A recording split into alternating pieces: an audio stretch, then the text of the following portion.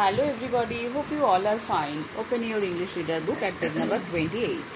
আজকে আমরা একটা নতুন পোয়েম পড়ব বাম্বল বি।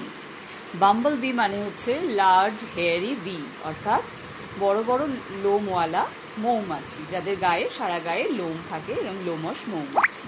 বি মানে মৌমাছি, তোমরা সবাই জানো। তো এই কবিতাটা একটা প্রচলিত কবিতা বা ছড়া, এর কোনো পোয়েটের নাম সেই কারণে তোমাদের বইতে দেওয়া নেই। আমরা এখানে শিখবো নতুন কয়েকটা word, bumble bee, hive, sting, honey. Bumble bee মানে বললাম তোমাদের লোমশ মৌমাছি, হাইভ মানে হচ্ছে মৌচাক বা মৌমাছির বাসা, যেখানে তারা মধু জমায় এবং থাকে।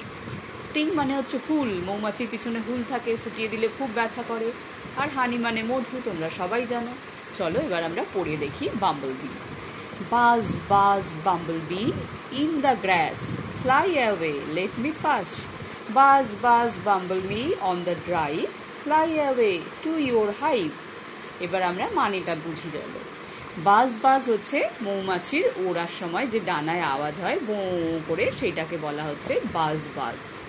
অর্থাৎ মৌমাছিকে বলছে যে ইন দ্য গ্রাস, ঘাসের ওপরে, ফ্লাই অ্যাওয়ে, উড়ে চলে যাও। অর্থাৎ মৌমাছিরা ঘাসের ওপরে উঠছে, ও ঘাসের ওপর বসছে, হয়তো ঘাস ফুলের মধু নিচ্ছে, তাকে বলছে উড়ে চলে যাও, লেট মি পাস, আমাকে যেতে দাও ওখান দিয়ে। সে ভয় পাচ্ছে বাচ্চাটা, দেখো, ওই জন্য বলছে তোমরা উড়ে চলে যাও ঘাসের ওপর থেকে, আমাকে যেতে দাও।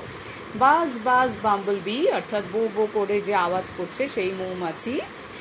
On the drive, fly away, অর্থাৎ যাতায়াতের পথ, ড্রাইভ মানে যাতায়াতের পথ, সেখানে উড়াউড়ি করছে, তাদেরকেও উড়ে চলে যেতে বলছে। টু ইউর হাইভ, তোমাদের চাকে, মৌচাক বলা হয় সেই মৌমাছির বাসায় উড়ে যেতে বলছে, যে তোমরা উড়ে তোমাদের চাকে চলে যাও বা বাসায় চলে যাও। এই পর্যন্ত তোমরা সুন্দর করে পড়ার অভ্যেস করবে, না দেখে বলা অভ্যেস করবে, আর নতুন শব্দগুলোর মানে শিখবে। সবাই ভালো থাকবে, গরমে বেশি বেশি করে জল খাবে, রোদে দৌড়োদৌড়ি করবে না। বাই।